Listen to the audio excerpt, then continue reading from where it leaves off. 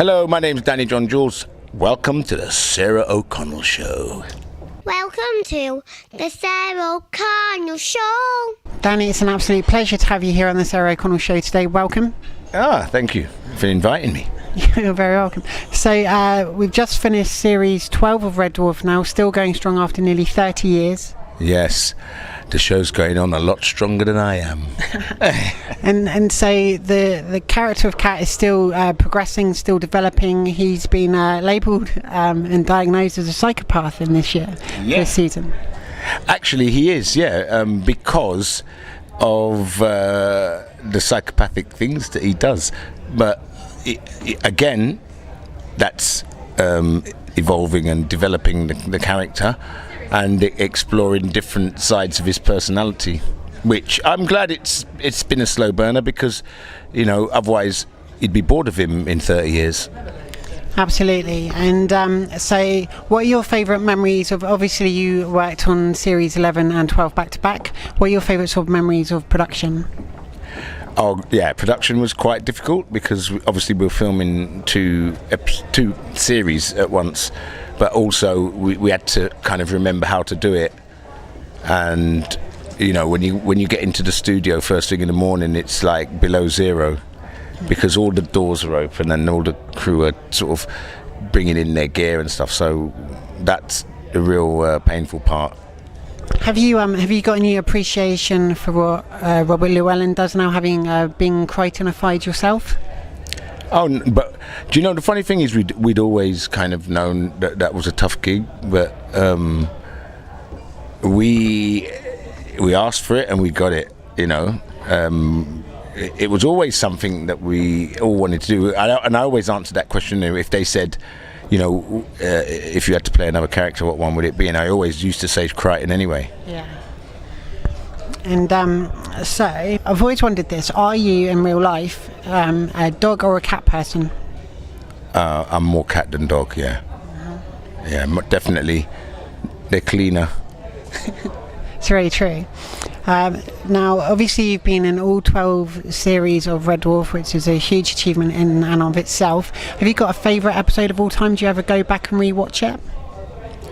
No, it's a difficult question, that one, because I actually enjoy just doing the show. So, I mean, I have a favourite episode.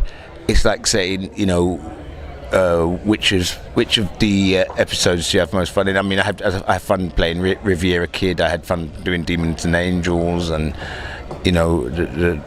all the times that the cat changes versions of himself. I always have a good time because of the challenge of they still have to see Cat even though he's in a completely different guise, and I find that as the great challenge.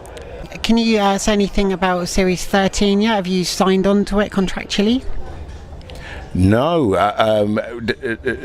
Usually when Doug has pretty much got his storylines together, and that's when things start to move. And I know Doug's obviously working on that now, but he's also, working on the live stage show.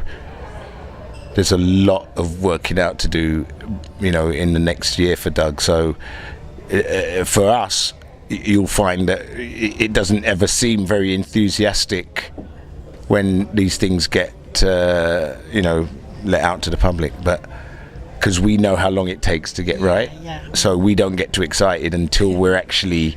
Well, I'll tell you a funny one was, one time someone asked us, about the movie, and we was all sitting around lunch, and I think it went something like this, that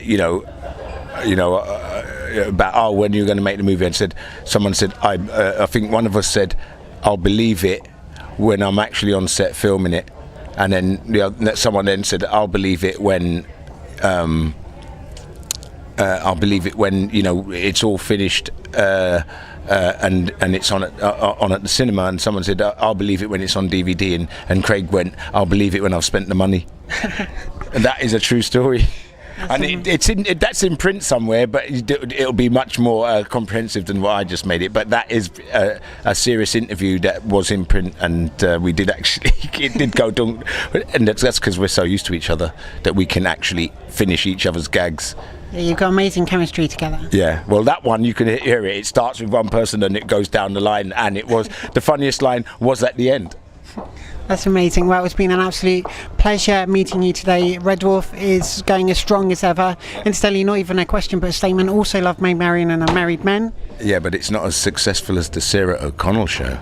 It's very true. So thank you everyone at home for watching and for joining me today. Please be sure to share, subscribe, give the video a big thumbs up, and I'll see you all again soon for another episode of the Sarah O'Connell Show. Bye. Bye.